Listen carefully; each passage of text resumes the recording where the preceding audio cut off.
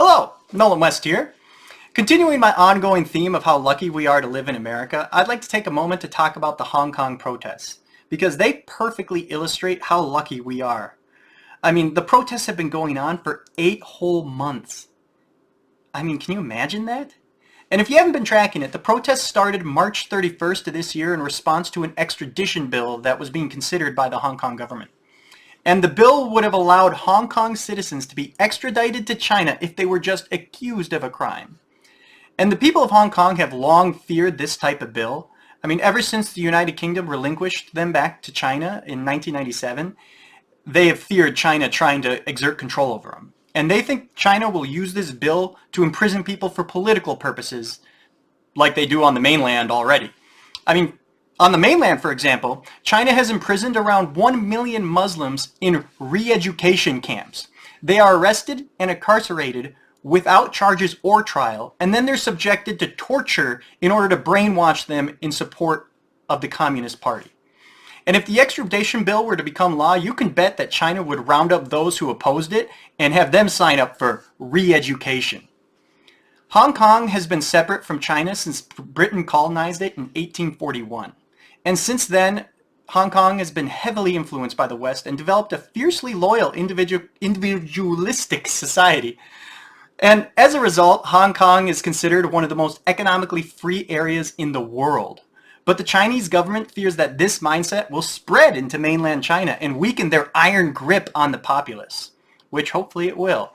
I mean, China's grip on their people has been slipping as of late, though.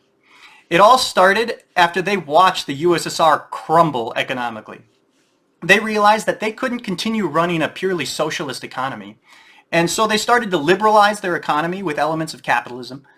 They allowed a modicum of private property rights, and since then, their economy's taken off.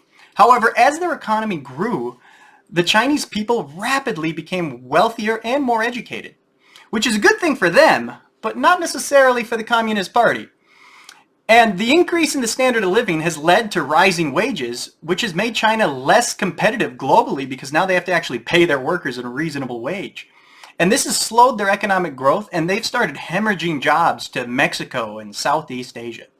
And as their economy slows, the increasingly educated Chinese people have been willing to question their government, which they really haven't done since Tiananmen Square.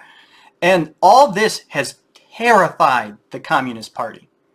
So this extradition bill is part of Chinese President Xi Jinping's plan to centralize power.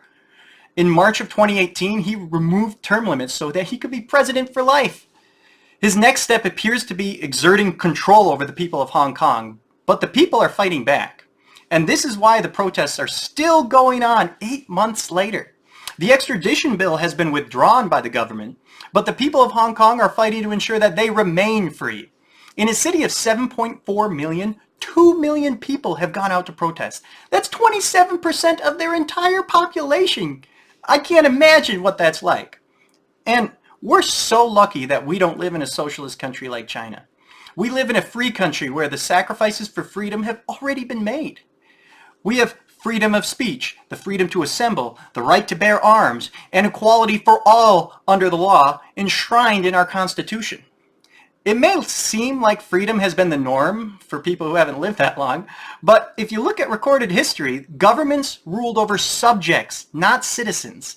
The average person has not been free for all that long. So let us give thanks that we live in this great free country. I mean, we are so lucky. It's awesome.